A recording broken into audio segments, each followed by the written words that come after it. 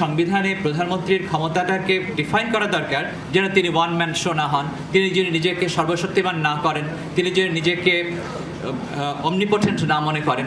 দলের বিরুদ্ধে ভোট দিলাম বলে বা দল থেকে পদত্যাগ করলাম বলে আমার সংসদ সদস্য পদ বাংলাদেশে চলে যাবে, কিন্তু ব্রিটিশ পার্লামেন্টে সেটা যায় না, কারণ কনস্টিটিউয়েন্টরা তাকে পাঠিয়েছে। সে তখন স্বতন্ত্র সদস্য হিসাবে থাকতে পারে, এমনকি অন্য দলেও যোগ দিতে পারে।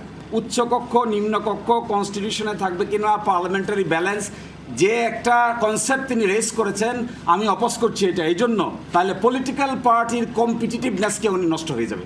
ধর্মনিরপেক্ষতা সেটা থাকা উচিত, সেটা আমরা পুনর্লিখন করি আর সংস্কার করি, যাই করি, কিন্তু কিছু জিনিস যেমনটি ভাষাগত বহুমাত্রিকতা, জাতিগত বহুমাত্রিকতা, সেটা ৭২-এর সংবিধানে যথাযথভাবে আসেনি। যারা সংখ্যালঘু, শুধু ধর্মীয় সংখ্যালঘু না, যারা ভিন্ন মতের, যারা বিভিন্ন গোষ্ঠীর, তাদের অধিকারও তো রক্ষা করতে হয়, সেটার জন্যই কিন্তু সংবিধান।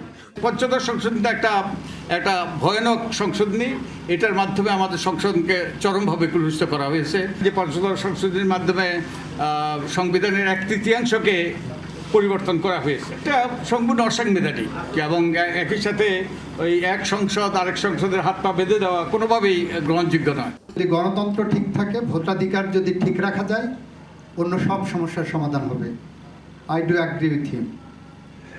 আপনারা এই সংবিধানের মাধ্যমে, সংস্কারের মাধ্যমে একটা জায়গা আপনারা নিশ্চিত করেন, 5 বছর পর পর জনগণ তার স্বাধীন সার্বভৌম ক্ষমতা যাতে প্রয়োগ করতে পারে। যে 50th অ্যামেন্ডমেন্ট পুরোপুরি বাদ দিতে হবে, আর 13th অ্যামেন্ডমেন্ট যেটা হচ্ছিল আমাদের কেয়ারটেকার গভর্নমেন্ট, ওটা রেস্টোর করতে হবে। এই ব্যাপারে যে ম্যাটার ইজ সাব জুডিস, আমরা এখন কোনো কথা বলবো না, কিন্তু এটা বলতে পারি যে যদি কেয়ারটেকার গভর্নমেন্ট আসে, ওটারও কিছু মডিফিকেশন লাগবে, যে আমরা কোনো প্রেসিডেন্টকে ওইখানে head of the caretaker government দেখতে চাই না।